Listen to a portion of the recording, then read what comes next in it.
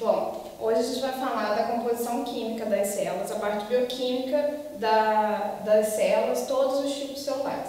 Então, a parte química das nossas células é formada por moléculas inorgânicas e orgânicas, sendo que as moléculas inorgânicas são moléculas mais simples, são moléculas não relacionadas muito ao processo energético, sendo a água de extrema importância, onde a gente vai abordar as principais características dela para a célula, e os sais minerais, que são moléculas muitas vezes carregadas, positivo ou negativamente, que atuam como controladores e participantes de processos bastante importantes na célula.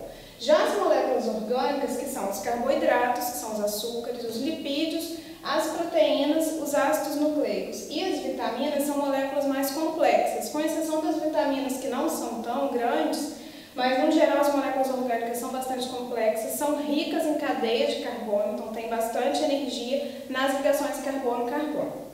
Iniciando pela molécula de água, a molécula de água formada por 2 átomos de hidrogênio e 1 de oxigênio, essa molécula é uma molécula polar e essa característica faz com que a molécula de água seja um excelente solvente. Então, considerado um solvente universal, muito por conta da maioria das moléculas que compõem as nossas células também serem polares.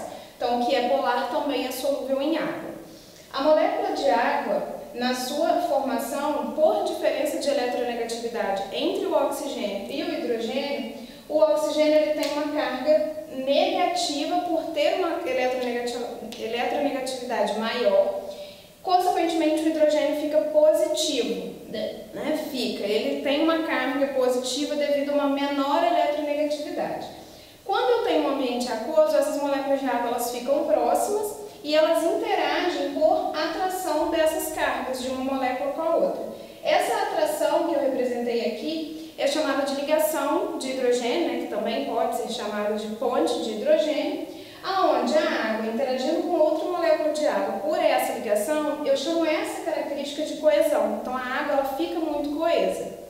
Além disso, a água ela também, por esse mesmo processo, ela consegue interagir com outras moléculas polares. Então eu coloquei aqui a água interagindo pela mesma atração de cargas, porém com outras moléculas polares. Essa característica eu vou chamar de adesão. Então, por exemplo, o nosso sangue, a composição do nosso sangue é rica em água. As moléculas de água do sangue estão sempre bastante unidas por essa ligação, então elas estão coesas, e isso garante um transporte, uma passagem do sangue dentro dos vasos bastante contínuo, e a interação da água com estruturas polares, tanto dentro dos vasos sanguíneos, como por exemplo dentro dos vasos condutores de seiva nas plantas, essa ligação da água com outras moléculas polares garante ela presa a esses vasos, e essa ligação eu chamo de adesão, essa característica. Outra característica que faz da água bastante importante dentro dos organismos, dentro das células, é o seu alto calor específico e o seu alto calor de vaporização, ou seja, a água ela precisa receber muita energia, muito calor, para ela alterar a sua temperatura, para ela alterar o seu estado físico. Isso faz da água um excelente regulador térmico, um excelente termorregulador. Então, indivíduos desidratados, células desidratadas, tendem a sofrer mais com o aumento da temperatura, porque essa temperatura vai aumentar muito mais rapidamente. O que se torna bastante perigoso, por exemplo, em eventos de febre, uma pessoa desidratada ela tende a ter picos de febre, ela tende a ter uma febre mais alta. Outra característica da água também é a tensão superficial dela bastante alta, o que permite muitas vezes alguns insetos conseguirem andar sobre a água sem nem molhar o pé, sem nem afundar. E a outra questão, em relação à água, que a gente precisa saber é a taxa hídrica dentro de uma célula, dentro de um órgão ou o indivíduo, ela varia de acordo com a idade do indivíduo e de acordo com a taxa metabólica do indivíduo e do tecido. Então, quanto maior é o metabolismo daquela célula, maior é o metabolismo daquele tecido, mais água aquele tecido vai ter. Por quê? Porque muitas reações que acontecem dentro da célula liberam água, então tornam essa célula mais hidratada, além de que há muitas reações que acontecem, são reações que liberam energia. Então, a água, com o seu papel termorregulador, se torna bastante importante dentro de tecidos com metabolismo muito alto.